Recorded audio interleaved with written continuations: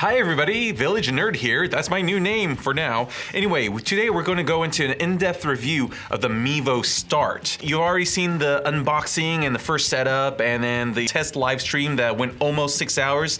Let's go into it a little bit more. So far, loving this thing, but there are some caveats to using it that a live streamer should know. Let's dive in. Intro animation. Now, in an effort to make each of my videos short and sweet, and also these reviews just take a really long time to create, I'm separating this review into 3 parts.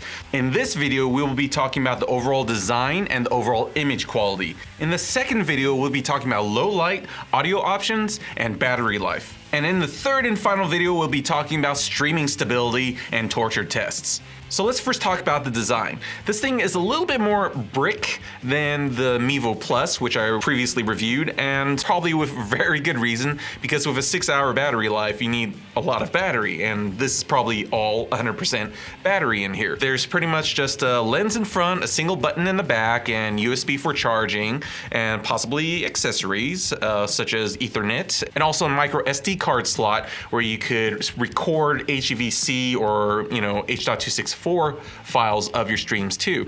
And of course, on the back there is the 3.5mm jack, in which I was extremely excited to see that it got integrated into the main camera. It does have a little bit of weight to it, but I have successfully put it onto a Joby GorillaPod, the teeniest one, the one that's used for cell phones or GoPros, without any problem. A little wobbly if you hit the table that it's on, but it works. So the lens is pretty exposed here, and there's a teeny little lip on the top that's somewhat protective. It doesn't really work that well as a sun hood. I think it's just so that things don't rub and then scratch the lens right away. A little microfiber case would have gone a long way. That or a lens cap or something. All right, let's nerd out and talk about the image quality now. Now, I have a lot of specs here, but overall, I don't think anybody should expect this to have broadcast level quality image. It is a tiny little lens in front of here and almost a 1/3 inch sensor. It's 1/2.8 inch, so almost 1/3 inch sensor, CMOS, not quite. So the original Mevo Plus used the Sony IMX117 1/2.3 inch sensor, had a 150 degrees field of view and 1.5 nanometer photo sights. Nerderific. Okay, so Mevo Start, this guy here, has a newer IMX307 1/2.8 inch sensor with a 83.7 degrees field of view and 2.9 nanometer photo sights. Wow, those are bigger. But let's compare it to a GoPro Hero 7, which is what I got in-house to compare it to. It has an IMX277 1/2.3 inch sensor, but with 1.55 nanometer pixels.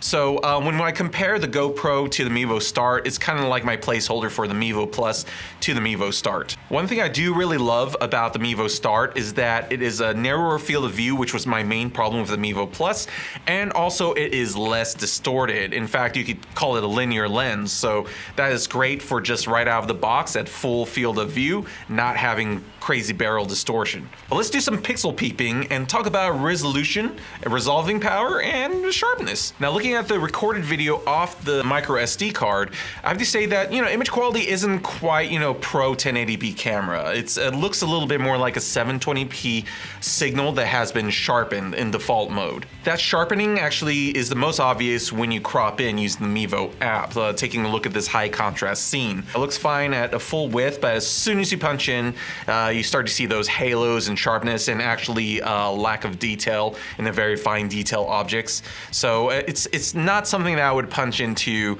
a whole lot. But that's fine, because even when you stream out onto a platform at a good bit rate, like 5.9 megabits per second, there is a quality loss. So even if you had a full professional 1080p setup, the sharpness and details are going to get a little scraggly. So I think that it resolves at what it needs to resolve at. Where the Mevo Start is kind of interestingly, both pro and non-pro, is in its color settings. Now, when you dig into the image adjustments, actually there's a decent amount of options. You could go into manual exposure for the shutter and the ISO, or go auto. You could just contrast. You could have one of these weird filters, which, I guess you might like them. But overall, what I notice is that each adjustment on contrast and shadow and highlights is all based off of a pre-applied kind of Rec 709 look. So you're building on top of that instead of having the ability to go flat like log or something like that. So if you were imagining, hey, I'm gonna be able to apply a LUT on my live stream, no, you can't do that.